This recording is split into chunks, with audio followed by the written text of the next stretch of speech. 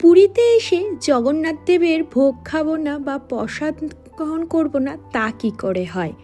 তোমাদের আগের আমি দেখিয়েছিলাম যে আজকের দিনে সকালবেলা আমরা কিন্তু মন্দিরে গিয়ে জগন্নাথ দেবের পুজো দিয়ে এসেছিলাম, সেটা শুকনো প্রসাদ দিয়ে আমরা পুজো দিয়ে এসেছিলাম। তো সন্ধ্যাবেলা আমি আর হাজব্যান্ড মিলে চলে গিয়েছিলাম মন্দিরে।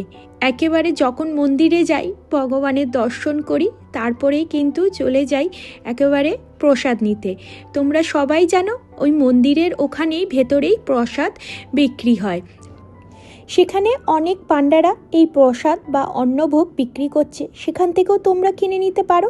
কিংবা আনন্দবাজার বলে একটা জায়গা আছে, সেখানে তোমরা টিকিট কেটে আসতে পারো, সেখানেও ওরা প্যাকিং করে রেডি করে রাখে, সেখান থেকেও কিন্তু তোমরা অন্নভোগ নিতে পারো। তো আমরা আগেরবার যখন গেছিলাম আনন্দবাজার থেকে কিনেছিলাম, আজকে আমরা সেখানে কিনিনি।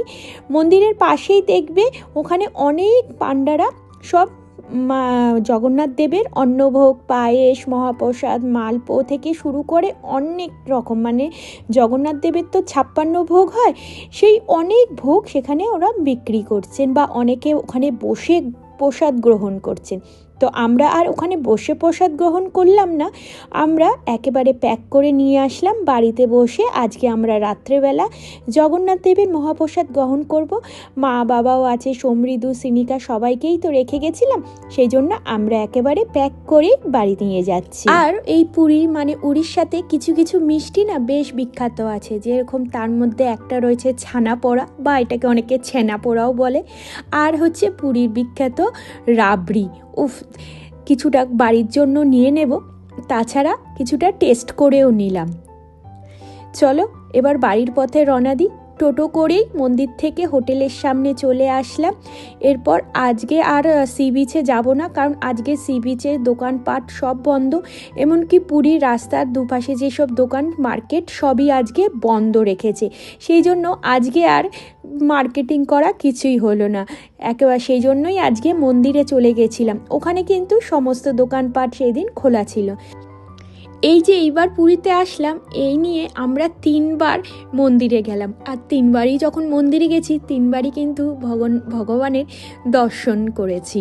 চলো হোটেলে পৌঁছে গেছি, আর জানি না সমৃদ্ধ, সিনিকাকে 3টেকেই বাবা মার কাছে রেখে গেছিলাম, কি দুষ্টুমি কি বদমাইশি করছে জানি না। তো তোমরা অনেকেই জানতে চেয়েছো আমরা কোন হোটেলে উঠেছিলাম, হোটেলের নাম কি, সবই তোমাদের বলবো কোনো একটা শর্ট ভিডিওতে বা অন্য ভিডিওতে তোমাদের সাথে শেয়ার করব।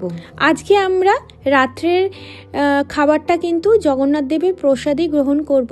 আর শুনেছি জগন্নাথ দেবের প্রসাদ, মহাভোগ, অন্নভোগ মাটিতে বসেই নাকি খেতে হয় বা গ্রহণ করতে হয়, টেবিল চেয়ারে বসে গ্রহণ করতে নেই। সেই জন্য আমরা সবাই মিলে মাটিতে বসে গেছিলাম। তার আগে এই জায়গাটা পরিষ্কার করে মুছে নিয়েছিলাম, আর ওখান থেকেই আমাদের শাল পাতা দিয়ে দিয়েছিল, আর আমরা চেয়েও এনেছিলাম শালপাতা, আর সমস্ত কিছু প্যাকেট করে দিয়েছে। দেখো অন্নভোগ, মিষ্টি ভাত, পায়েস, রাবড়ি, মালপো, একটা সুজির লাড্ডু, খিচুড়ি, তারপর আরও অনেক রকমের ছিল। তো সবাই আমরা অল্প অল্প করেই নিয়েছিলাম। আর প্রসাদ জানো তো অল্প নিলেই যেন পেটটা ভরে যায়, আর এর যা টেস্ট বলে বোঝানো যাবে না। জয় জগন্নাথ।